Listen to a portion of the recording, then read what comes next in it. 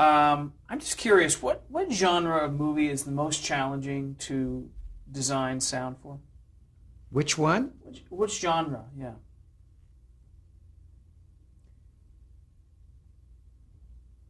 Give me some other leads. Well, I mean, for example, is an action picture um, an obvious choice, or is it the subtle films that you you you have a lot more quiet in it, or is it the science fiction films, for example, that you have to design brand new sounds that have never been heard before?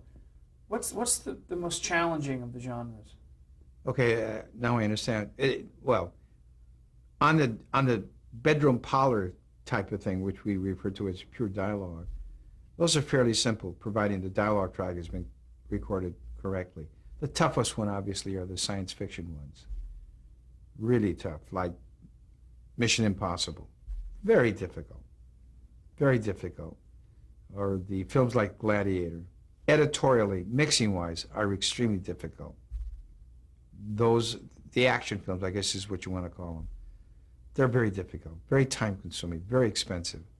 The opticals, the sound effects supervision, the sound effects editing, the sounds that you have to create. You can't use, for example, on science fiction films, you can't use the same sound all the time. You got to create something different.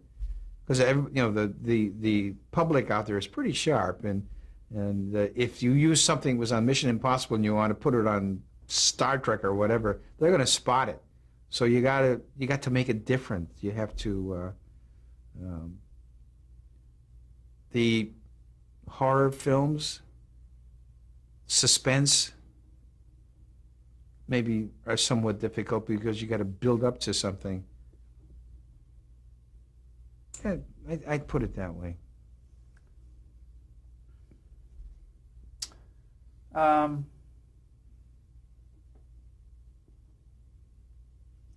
what do you consider in your career your proudest achievement?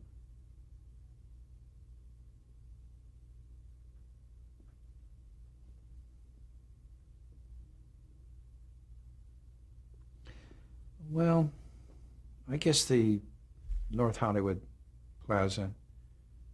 You know, it's something that's there, and you can see it, you can touch it, you can go inside of it, you can participate in it. As far as the industry is concerned, that personally, sound-wise, you know, there's been so many different things that, in my view, that it'd be difficult to.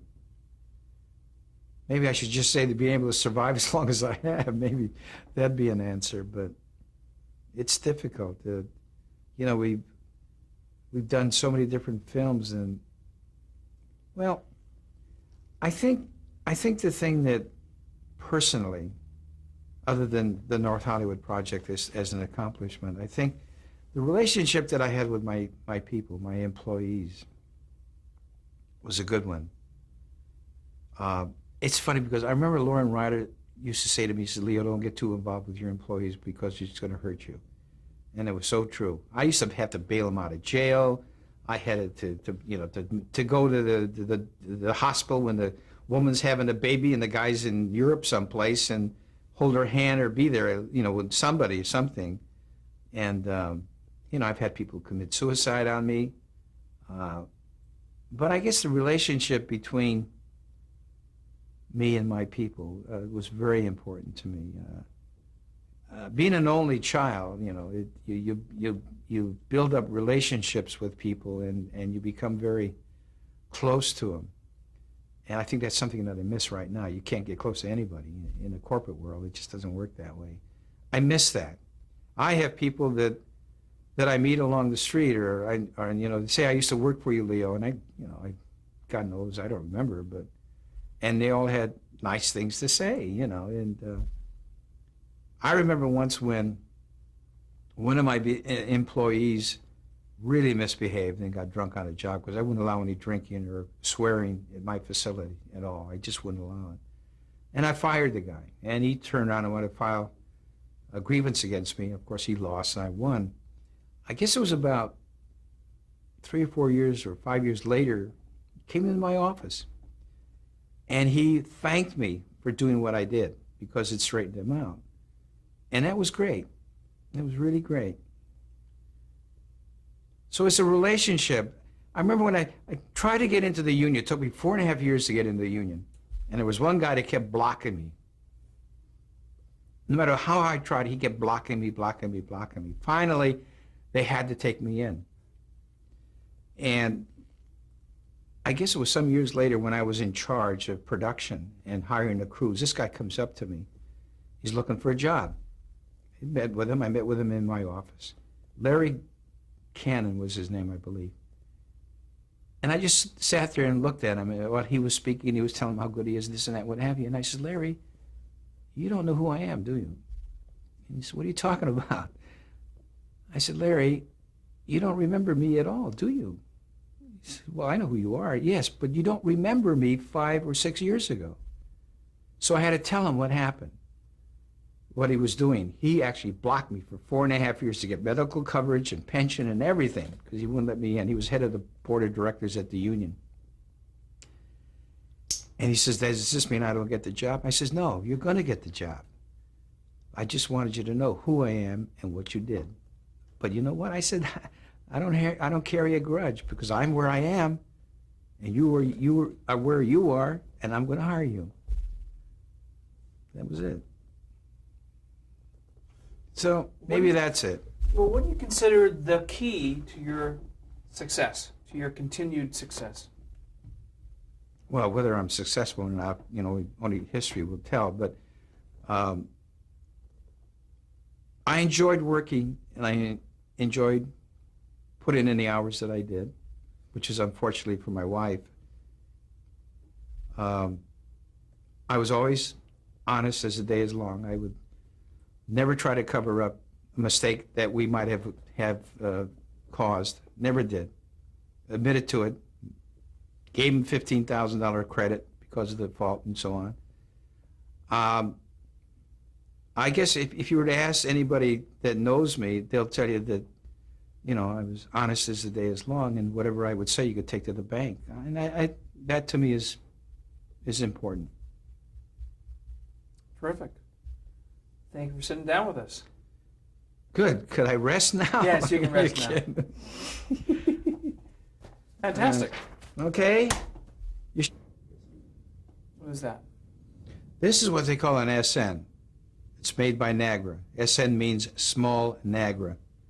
And this type of a recorder with the top on it would fit directly into your pocket here. And you can, with a cable going down to your pocket, you can remotely start and stop this recorder. And this thing will go, if properly, depending on how you adjust it, will go to a total of 4 hours. And this particular recorder that you see here is actually the same recorder that Nixon took to China and Russia. President Nixon. President Nixon. And approximately what year? Late 69, 70, someplace in the early 70s, somewhere in that area. And we set him up with a remote control.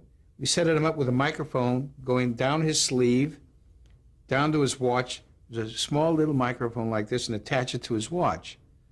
And of course the sound would go into the recorder and he would start and stop it.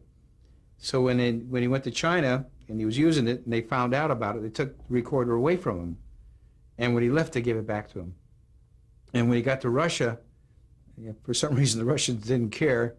I don't know if he used it in Russia, but this is the actual one. So this is a great deal of history. That's terrific. Now, go ahead. We have the other one. We want to call it the father of this one, which is the Nagra recorder. This is manufactured in Switzerland. And when it first came over and when Lauren Ryder gave me this thing to play with it, this is what I was talking to you about, the puck. Changing that, I was able to stop and start the 1/4-inch tape because it was rolling through here. But anyway, see? Let's see, can you see it? That stops the tape. This makes it go. Stop, and we set it up to use as playback for music. So when I first got this thing, it only would take a 7-inch reel, which is only like maybe, not, it was a 5-inch reel. It was like 15 minutes recording time. That just was not enough. So I had them build out an outrigger here with a different top. I had a different top made. Then we would be able to put a big reel on here, like 7 inches or whatever, and extended the recording time.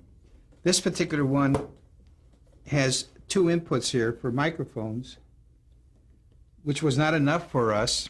We wanted more, so we turned around and we built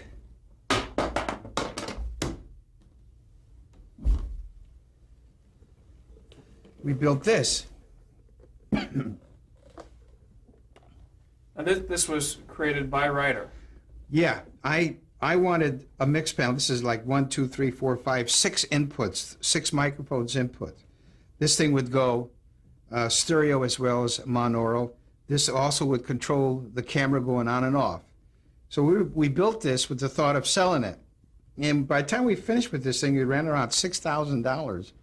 So we figured we weren't able to, to sell it on the open market for $12,000 or $15,000. It just wouldn't work. And it didn't pay us to sell it for less than that. So we decided not to do it. And this is the only one of its kind in the world. In fact, when Kodalski saw this, the owner of Nagra, he wanted to build it, but we wouldn't give him our plans. Lauren said no. At this point, they were a little upset at each other, so he wouldn't give it to him. So that's this. Now, remember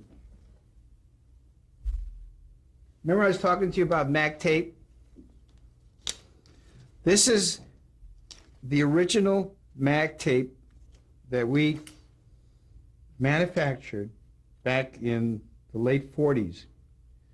What you see here is a balance stripe, which right now, this is, we had it go over a grinder to soften the thing up so that we can put a ballpoint pen to, I don't know if you can see this, but to give the modulation so the editors can see what to cut other than what they could hear also. They wanted to see it. So what you see here, this is manufactured by Horn and Jeffries up in Burbank. There was a paint company that Lauren got a hold of and said, could you do this for me? And they were able to come up with the emulsion. Lauren made up the emulsion and they put it on the film. This was originally picture film. And they took the picture and cleaned it all off, took the silver and everything off of it, and made this base and then put the emulsion on it, and this was the original. Amazing. And then we came up with, let's see, what did I do with it? Anyway. Yeah, you're right now. Totally in the shot. Put up, I see. leave it right here. There you go. I see that.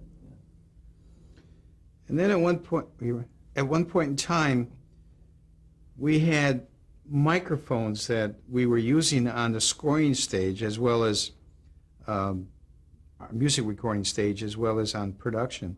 This is what they refer to as a ribbon mic. And this could not take the gunshots. I wish I had those other microphones which we're using. This microphone has been used on Sea Hunt as well as Lassie and so on, basically on the stage. It's a good mic. It was made by RCA. I think it's referred to as a 10,001 was the number on it. But anyway, this is one of them. We have a ton of microphones, different types of microphones, but this is one of them. And then, of course, the revolution that took place with the lapel mics, the ones that would hang here, I said it was about that big, about the size of a thumb. And then from that, we went into the type of mic that you're wearing right now. Great. Terrific. End of story. End of story. Right.